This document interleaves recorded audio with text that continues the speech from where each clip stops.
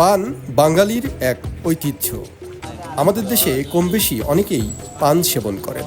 গ্রাম বাংলার মানুষের একে অপরের সাথে পারস্পরিক সম্পর্ক বন্ধনেরও বড় মাধ্যম হয়ে ওঠে পান।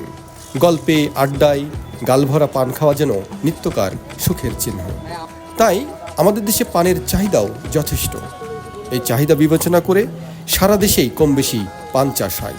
এক এক এলাকার পানের স্বাদ এক এক রকম। কুষ্টিয়া অঞ্চলের পানেরও বেশ সুখ্যাতি রয়েছে।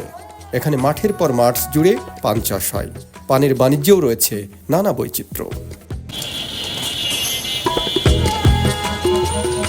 এটি কুষ্টিয়া শহরের কোর্ট স্টেশন সংলগ্ন একটি পানের দোকান। রকমারি মশলা মিশিয়ে বিক্রি করা হয় পান। প্রতি পান বিক্রি হয় 15 টাকা, 20 টাকা, 30 টাকা থেকে 100 টাকা পর্যন্ত। নিয়মিত খাই, ভালো লাগে পান খাতে। আপনার অনেক রকম মশলা, বিভিন্ন রকম জর্দা পাওয়া যায়। কুষ্টিয়ায় যখন আসি তখন এই দোকানে খাই পান। আসলে মূলত বাড়ি হচ্ছে রাজশাহী। এই দোকানে প্রতিদিন 20 থেকে 25 হাজার টাকার পান বিক্রি হয়।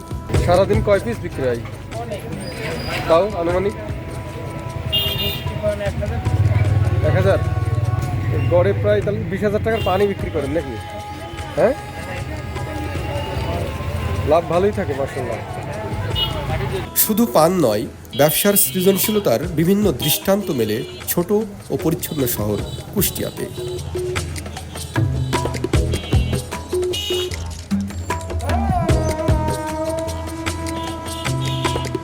কুমড়ো বড়ি, চিড়া দই মিষ্টি, কুলফি, তিলে খাজা সহ ক্ষুদ্র ক্ষুদ্র উদ্যোগ এবং স্থানীয় বিভিন্ন ঐতিহ্য আগামীতে তুলে ধরার ইচ্ছে রইল।